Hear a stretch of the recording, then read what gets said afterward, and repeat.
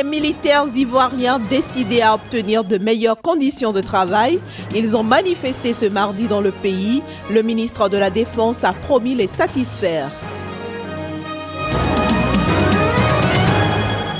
L'OMS espère une baisse des infections au virus Ebola début 2015. Elle entend accélérer la mise à disposition de tests pour des diagnostics rapides.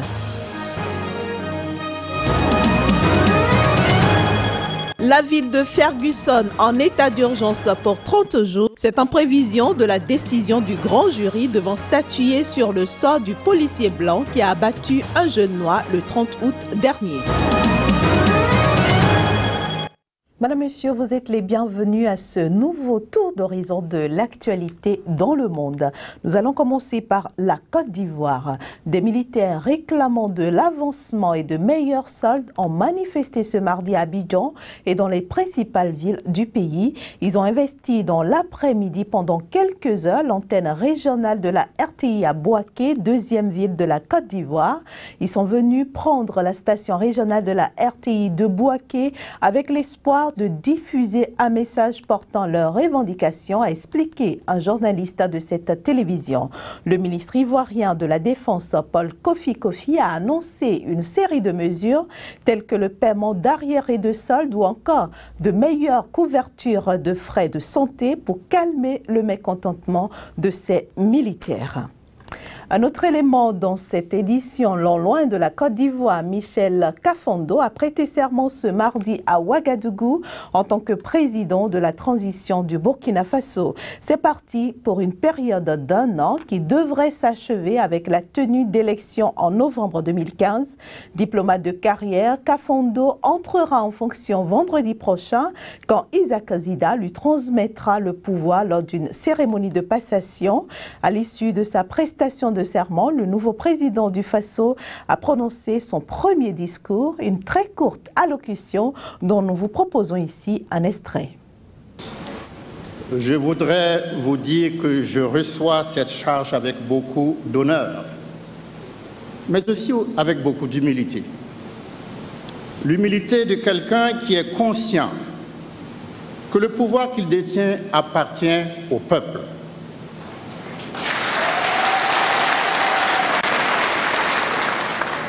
Et que de ce fait, son exercice ne doit souffrir d'aucun abus, d'aucun excès.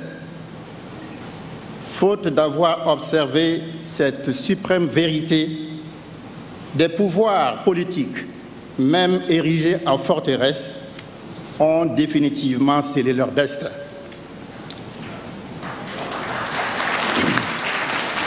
Pour ma part, je tiens à vous rassurer que l'autorité que nous entendons incarner, je dis bien nous avec le gouvernement et le Conseil transitoire, le Conseil national transitoire, nous serons hautement respectueux de notre Constitution et de la charte que nous venons d'adopter. Nous tenons pour vérité que la loi fondamentale est, en toutes circonstances, est le premier devoir élémentaire du citoyen.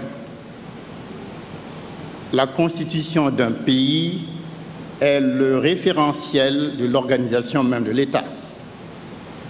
À trop la mouvementer, il s'ensuit une déstructuration sociale et partant des bouleversements regrettables comme ceux que nous avons connus il n'y a pas longtemps.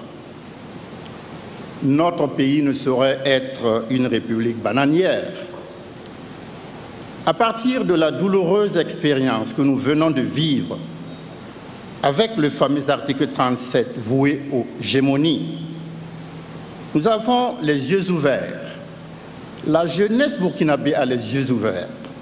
Les femmes burkinabées ont les yeux ouverts. Et plus rien ne sera comme avant, s'agissant du respect scrupuleux de l'ordonnancement politico-juridique de notre pays. Sur le plan sanitaire, l'Organisation mondiale de la santé espère que le nombre de personnes infectées par le virus Ebola va nettement baisser début 2015. L'OMS cherche à accélérer la mise à disposition de tests pour des diagnostics rapides. En cours d'évaluation, le test idéal souhaité devra être rapide, simple, sûr et simple d'utilisation. Les nouveaux tests moins onéreux doivent pouvoir prélever il doit pouvoir prélever des échantillons sanguins par piqûre au doigt et fournir des résultats en moins de 30 minutes sans demander davantage que le simple port d'un équipement de protection individuelle. Un autre sujet dans ce journal, dans une vidéo mise en ligne dimanche sur des sites djihadistes, le groupe ultra-radical État islamique a revendiqué l'exécution par décapitation de l'otage américain Peter Kazig. Ceci en représailles à l'envoi de conseillers militaires américains en Irak. Après l'authentification de cette vidéo, les parents de Peter ont dit avoir le cœur brisé, mais ils restent fiers de leur fils qui a donné sa vie pour sauver d'autres reportages. Une vidéo diffusée par des militants du groupe État islamique a montré la décapitation de Peter Kazig et celle de 18 autres hommes présentés comme des militaires syriens.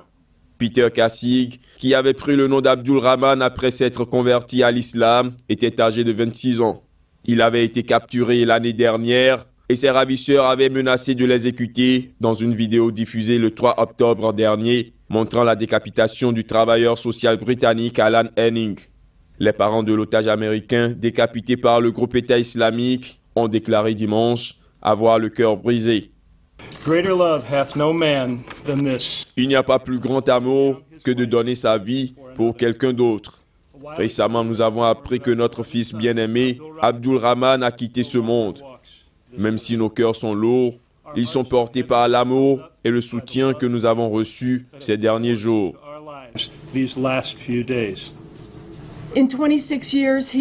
En 26 ans, il a vu et vécu personnellement bien de dures réalités de la vie que la plupart d'entre nous ne pouvons imaginer. Mais plutôt que de se laisser consommer par cette noirceur, il a choisi de croire au bien, en lui-même et aux autres. La vie de Peter prouve qu'il avait finalement raison. Une personne peut faire la différence. Ancien soldat reconverti dans l'humanitaire, Peter Kazig avait constitué et entraîné un groupe de 150 personnes en Syrie pour aider à nourrir, vêtir et soigner ceux qui en avaient besoin.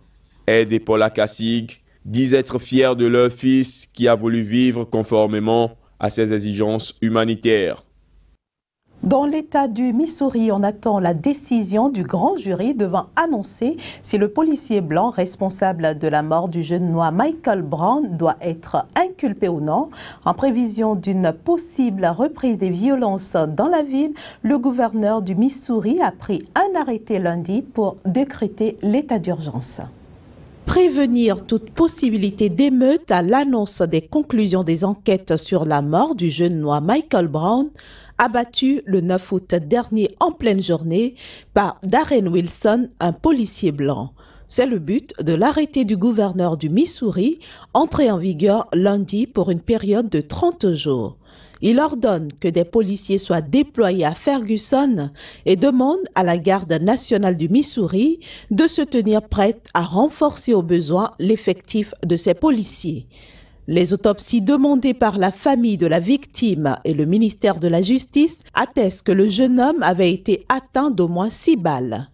Un grand jury du comté de Saint-Louis doit annoncer prochainement s'il inculpe ou non son meurtrier, ce qui signifie que ce dernier sera ensuite jugé ou au contraire blanchi si les jurés retiennent la légitime défense. La décision du grand jury est attendue à tout moment, au plus tard d'ici la fin de ce mois. Quoi qu'il décidera, le gouverneur du Missouri veut pouvoir être pleinement préparé à toute éventualité, des émeutes raciales ayant éclaté à Ferguson après la mort du jeune Michael Brown, entre autres. À présent, l'actualité africaine vue par les journaux, voici l'Afrique à la une. Assassinat du président rwandais Juvenal Habyarimana, encore du chemin pour faire éclater la vérité au grand jour. Nous ouvrons ainsi la revue de ce mardi avec le site d'information Marianne qui, par rapport au dossier, s'interroge. Pourquoi le témoin clé contre Paul Kagame se retraite? Une interrogation sous-tendue par l'attitude de Josiah Abdul, l'homme qui, depuis 5 ans, affirmé soutien avoir participé en 1994 à l'assassinat d'Abiyarimana, prétend aujourd'hui avoir tout inventé. Plus grave, un autre coup de théâtre, rapporte Afrique Presse. Emile Gafirita, un autre témoin, qui lui devrait être entendu prochainement par des juges dans cette affaire, vient d'être enlevé.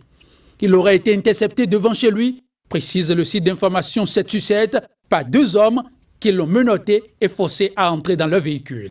Tout en s'interrogeant que cache cet enlèvement, Coralie Kiange voudrait espérer que le témoin porté disparu sera retrouvé vivant et qu'on lui permettra de témoigner de ce qu'il connaît au sujet de l'affaire qui, jusqu'à ce jour, constitue tout un mystère. L'impasse, elle semble irréversible au sein du FPI, note Le Nouveau Réveil. AFI, remonté contre le patron de Notre Voix, opte pour son limogeage. C'est une bataille inutile, s'écrit l'RHDP, qui relève que les 2 camps rivaux se disputent la dépouille du FPI. Une coquille presque vide qui ne devrait pas susciter tant d'ébauches d'énergie. Alors que ses partisans se déchirent aussi bien en exil qu'à Abidjan, affiche à sa une le quotidien ivoirien Le Jour Plus, Gbagbo s'apprête quant à lui à faire face à son destin en juillet prochain. Son procès s'ouvre à La Haye le 7 du mois. Au Burkina, c'est Michel Kafando qui a à écrire une toute nouvelle page de son histoire. Le tout nouveau président de la transition est attendu mardi pour prêter serment. Mission accomplie pour l'armée, s'exclame l'Observatoire Palga, qui imagine que le désormais ancien chef d'État ne disparaîtra pas de sitôt des écrans radars burkinabés. Dans la transition, poursuit-il, il aura un certain rôle à jouer, occuper, pourquoi pas, le fauteuil ministériel de la Défense. Au quotidien Le Pays d'ajouter, en tenant parole avec la manière, Zida entre dans l'histoire par la grande porte. Il présage la cérémonie de passation de service qui dotera le président Kafando des pleins pouvoirs liés à sa charge, une formalité qui passera comme une lettre à la poste. Si dans l'ensemble, le cœur est à la gaieté et au soulagement au pays des hommes intègres, au Bénin, dans la partie septentrionale plus précisément, c'est la panique qui semble avoir gagné les populations et personnels de santé. Des décès suspects d'agents de santé à l'hôpital Saint-Jean-de-Dieu de Tangueta seraient à l'origine de la psychose. En attendant les résultats des prélèvements effectués, croit savoir la nation, le ministre de la Santé joue la carte de l'apaisement. Et c'est ici que je dépose ma plume et retiens mon souffle, tout en souhaitant tout le meilleur au peuple béninois, jusque-là épargné par l'épidémie à virus Ebola. À demain. Voilà, monsieur, ce sera tout pour cette édition. Merci à vous de nous avoir reçus chez vous. Très bonne suite de programme sur SICA.